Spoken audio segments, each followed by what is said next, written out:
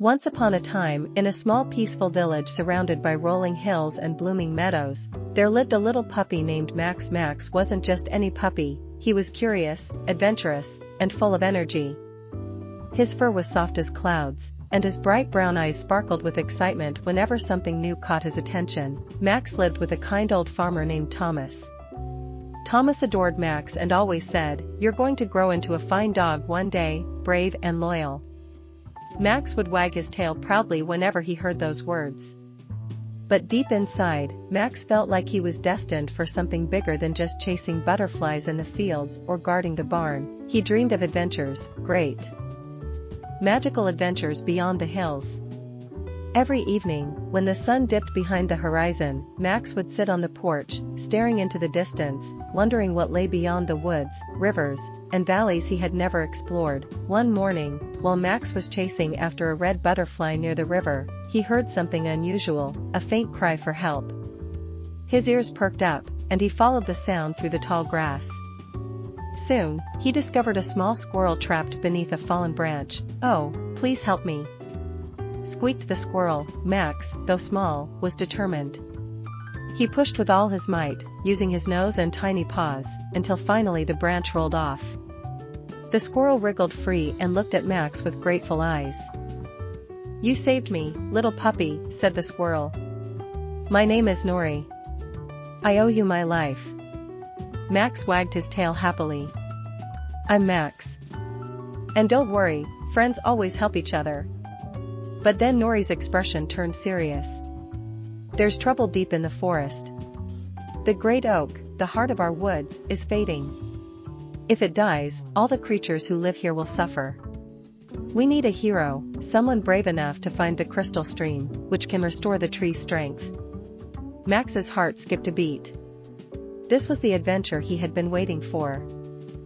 "I'll help," he barked without hesitation, and so, with the squirrel as his guide, Max set out on his first real journey. The path into the forest was unlike anything Max had ever seen. The trees were tall and ancient, their branches twisting together to block out the sun. Strange sounds echoed all around, rustling leaves, distant hoots, and whispers carried by the wind. "Stay close," Nori warned. "This forest can play tricks on you." As they walked deeper, Max began to hear his own bark echoing back at him, but when he listened closely, the echo didn't sound like him at all. It was lower, rougher, and almost threatening. Max felt a shiver run down his spine. Suddenly, shadows moved between the trees, and a pair of glowing yellow eyes appeared. A fox stepped out, sleek and cunning. Well, well," said the fox, circling them. "What's a puppy doing in my forest?" Max stood tall, though his legs trembled. "We're looking for the crystal stream," he said bravely. The fox chuckled. "Many have tried. None have returned." Nori whispered, "Don't listen to him, Max, keep going." Gathering all his courage, Max barked fiercely. The sound echoed through the trees, stronger than before, as if the forest itself was lending him strength. The fox blinked in surprise, then slinked back into the shadows. Max realized something important that day. Bravery wasn't the absence of fear, but the choice to move forward despite it. After escaping the forest, Max and Nori reached a roaring river. The water rushed so fiercely that even the strongest animal wouldn't dare to cross it. "How will we ever get across?" Nori sighed. Max studied the river.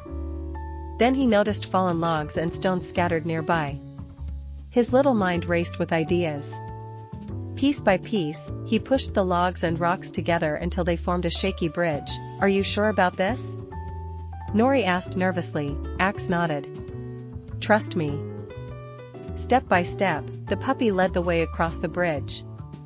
The water splashed and roared beneath them, threatening to sweep them away. Halfway across, one of the logs shifted, and Max almost slipped. But with quick reflexes, he leapt to safety, pulling Nori along with him. When they finally reached the other side, Nori looked at Max in amazement. "You're not just brave, you're clever too."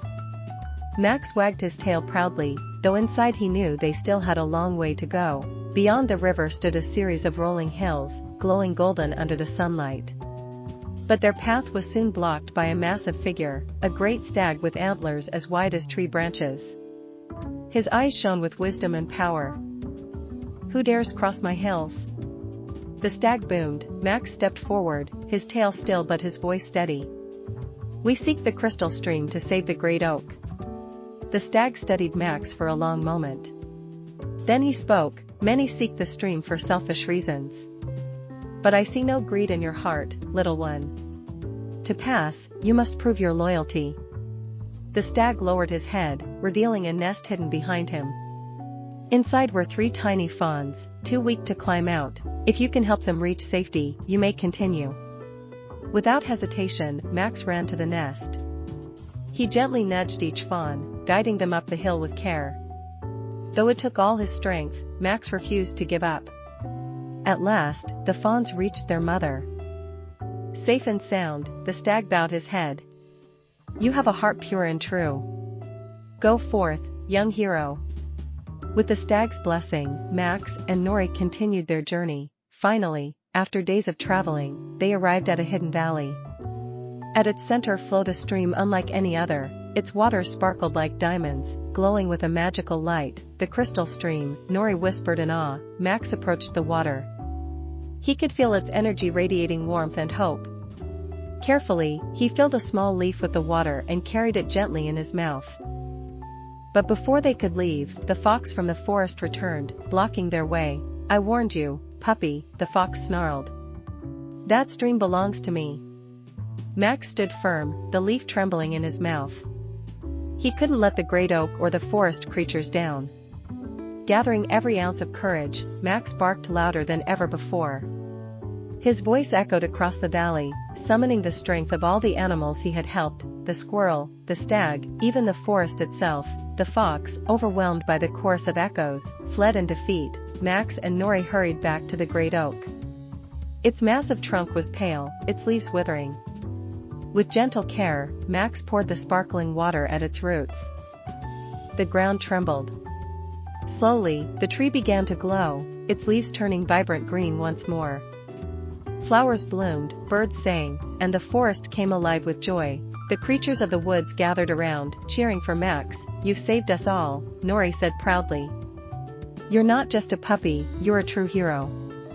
Max wagged his tail, his heart swelling with pride. He had dreamed of adventure, and he had found it. But more importantly, he discovered that courage, kindness, and loyalty were the greatest treasures of all. From that day on, the legend of the brave puppy spread far and wide.